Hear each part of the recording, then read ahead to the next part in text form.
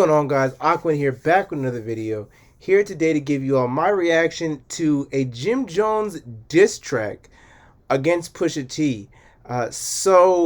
Quick story time, and I'm gonna be honest with you all. I think this beef is really stupid. Uh, I think this beef is dumb. So the way this started was Billboard made their top 50 rappers all time list, saying that they counted things such as mainstream success, rapping skill, discography, impact, that sort of thing. And Pusha T, I think, landed in, I want to say, the low 30s, high 20s, I think, uh, which is a solid placement, in my opinion. Um, That being said, Jim Jones comes out and says that Pusha T is not a top 50 rapper. Shout out to Pusha T. I love your soul, my dog. You're not in my top 50. You might be in Charlemagne's top 50 and things like that, but you haven't done that much for me in my life. Like, I didn't never want to be like Pusha. I never had a Pusha moment in my life. I never thought like you. Now, whether that be out of feeling spite for not being on the list himself, or his allegiance to Drake, or that he just genuinely felt that way, I don't know. But he goes on this rant about how Pusha T doesn't have records that you can sing along to, and so therefore, and he doesn't, and Pusha T hasn't affected Jim Jones's life, and so therefore he doesn't count in a top 10.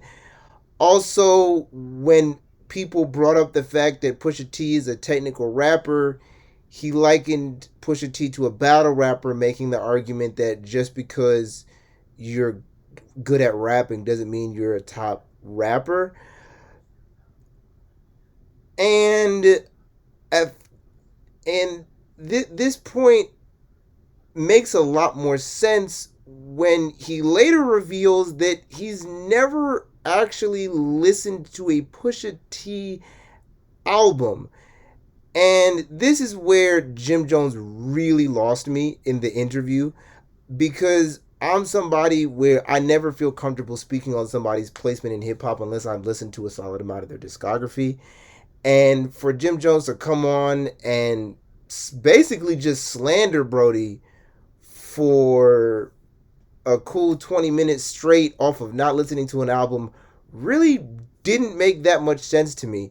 And I sort of acknowledge that there is a larger problem in the culture where we kind of see Pusha T as this like sort of the evil boogeyman of rap who just comes out to diss people and who is a really good album and who's a really good rapper.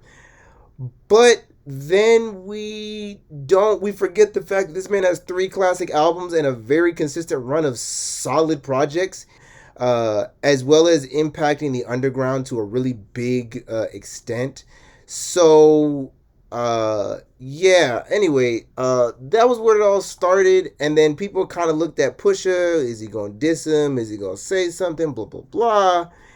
And in my opinion, Pusha should not have said anything. This is just one man's opinion, and to the looks of it, someone's very uninformed opinion. And so he didn't. And then recently there was a Paris fashion show where some unreleased clips came out. Unreleased new clips. Pusha T's a part of the group Clips with No Malice. And he made some lines that could be construed as dissing Jim Jones, talking about how he expected more from Jim Jones given that they're both veterans.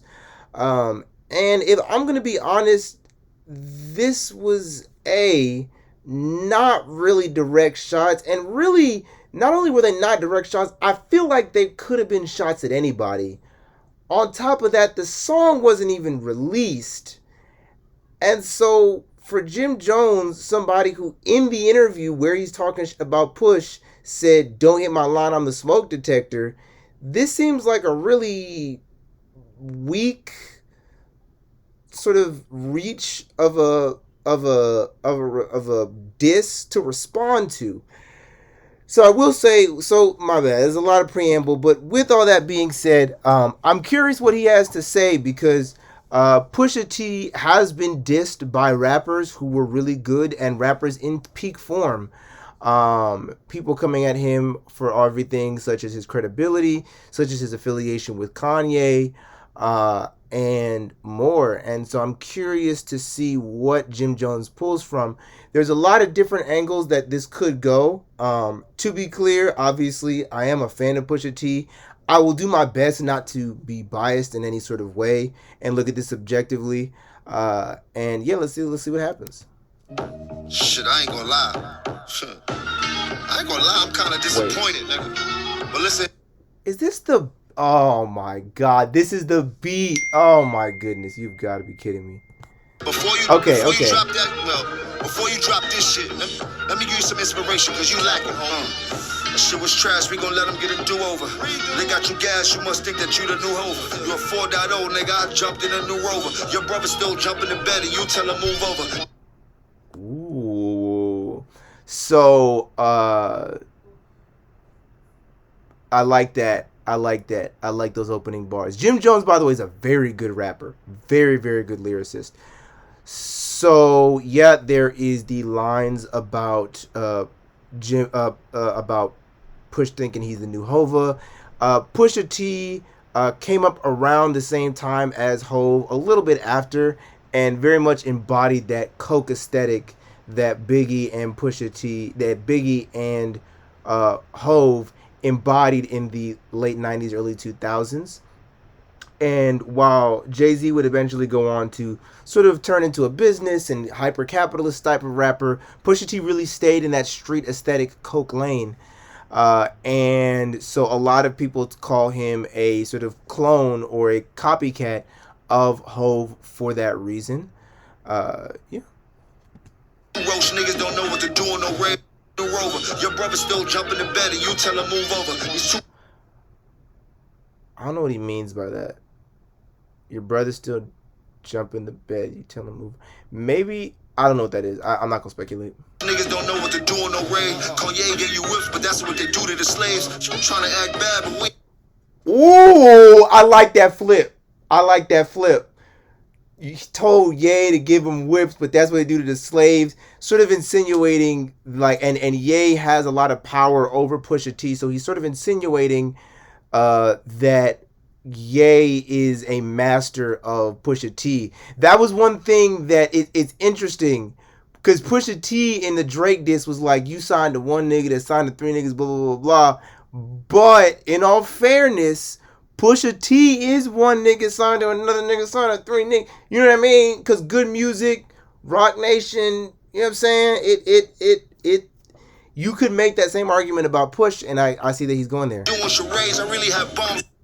Brother still jumping in bed and you tell him move over. These two roach niggas don't know what to do on no raid. Kanye gave you whips, but that's what they do to the slaves. I'm trying to act bad, but we ain't doing charades. I really have bombs on the block just like I threw a grenade. What you need? I don't got no time to be concerned with no watch you got. You never been uptown, by now work up by the poppy spot. Trying to get illusions when you run up in the Aki spot. My 5,000 bottles, we turn around and get a choppy chop. I spent 500,000 down in Mazda spot. I got a $500,000 car with the bras on top. Okay. And fuck their flowers, we got roses with the stars on top. I make a toast with my jewels like a mazel tov. My name is my name, but they ain't screaming yet. So this is him sort of saying that I am far more sanctioned than you. I have far more street credibility than you do. Because if I go down to my blocks, they know me for who I am. And in the way that he's using New York slang, he's saying that I am true to the soil that I am from. A common criticism of Pusha T, again going back to that Jay-Z comparison, is that Pusha T, there's oftentimes when people talk about best Southern MCs, Pusha T comes up in those lists because he's from Virginia. But oftentimes what happens in those conversations is people sort of forget that Pusha T is from the South because of his very clear New York influences that he wears on his sleeve. Talking about the rapper Kane, but we ain't Mazel tov. My name is my name, but they ain't screaming yet. They talking about the rapper Kane, but we ain't seen it yet. We got the switches on that bitches, your whole team get wet. But let me chill, cause I don't wanna get my team upset. The only beef you know, nigga, is Arby's or the Big Mac. We don't drive through, we drive. Woo! I like that bar. That was a mean little flip. The only beef you know is the Arby's or the Big Mac. So Pusha T made the ba-da-ba-ba-ba by McDonald's, and also recently made an Arby's song that was a diss track, ironically, to McDonald's. I like that. Wanna get my team upset. The only beef you know, nigga, is Arby's or the Big Mac. We don't drive through, we drive by in the car with a Big Mac. The last shit you dropped, that shit was garbage. And they flipped it with Big Mac, like a Big Mac. Y'all get it, y'all get it. Arby's or the Big Mac. We don't drive through, we drive by in the car with a Big Mac. The last shit you dropped, that shit was garbage. Take that shit back. Plus you got your brother rapping. What you trying to bring the clips back? Talking about your brother, what happened to that boy? It's looking like it, they be selling crack to that boy. Wait, what? Matter of Taste. That shit wasn't trash, bro. That was a good ass album. Also, again, so this is the thing, right? This is the thing in diss tracks that I really don't like. Is you gotta pick a lane and stick to it. Or I should say disses in general, not just diss tracks, but disses in general. Is that you have to pick a lane. You have to pick a lane. Either you listen to his music and it's bad, or you don't listen to his music. But saying you don't listen to his music and it's bad, you don't know that because you don't listen to his music. So that, to me, comes off as a bit weird because you saying, like, oh, I ain't even heard Push's last record. The last shit you dropped, that shit was garbage. Take that shit back. Plus you got your brother rapping. What you trying to bring the clips back? Talking about your brother, what happened to that boy? It's looking like it, they be selling crack to that boy. It's really don't know. I think What Happened to That Boy is a Pusha T, and I think that's a clip song. I think that's a clip song if I'm not mistaken. Let me know in the comments if that's a clip song. What Happened to Your Brother? I don't know where he's going with this. About your brother, what happened to that boy? It's looking like it, they be selling crack to that boy. It's really though, enough of the jokes is how niggas get embarrassed. Really got some money, I catch you niggas out in Paris. I got shooters like Luca that hit you niggas out in Dallas. Y'all be dressing kinda weird, man, you really need a stylist. Plus, we all know what you identify with. Plus, you kinda sort of dress, nigga, you been a fly bitch. And then he said that I was really chasing a feature. Niggas a gorilla cause he got some apes in his features. All my gorillas got... Did he say that? Did Pusha T say he was chasing a feature? I don't know. He said that I was really chasing a... Also, Matter of Taste, and this is me being biased. This is me being biased fully. This is fully me taste biased. Jim Jones, let's keep it a bean. Let's talk about this, bro. We gonna talk about your last shit. Come on, dog. We gonna talk about the last thing that y'all put out. It's not close, bro. The last thing you put out compared to the last thing he put out is not close, in my opinion. I'm sorry. Plus, you kinda sort of dress, nigga, you been a fly bitch. And then he said that I was really chasing a feature. Niggas a gorilla cause he got some apes in his features. All my gorillas got stones, I had these apes come and meet you. I put these billies on a jet, you pick a place there, meet you, nigga. And talk about my jewels, that was a cheap shot. And these is all VVS, these ain't the cheap rocks. Again, I feel like first of all, I barely know what he said in the song. Also, like, it wasn't even released. Like, this is my thing, bro. This is my thing with this, bro. If, and not just Push, if anybody was trying to diss you, why in the world would they display the diss record at a fashion show without even releasing the record? That does not make any sense to me. I don't like, at least let the record drop so that we can say, cause I can't, this isn't even, we have to wait for Pusha to respond for like what is gonna be round one. Cause round one, this is the first part of round one. We gon' like, that was literally like that was a snippet of a song. Like, I just don't buy fully that like if Pusha T really came off that timing, that's solved. But I don't see any rapper coming off saying, yeah, I'm going to diss him, but at a fashion show that the guy has no reason to even watch. I didn't even know there was a Paris fashion show going on. And talk about my jewels, that was a cheap shot. And these is all VVS, these ain't the cheap rocks. I don't know if you're a rapper, I said treat you like a street op. I know the top 50 list, that was a I could imagine what you're going through.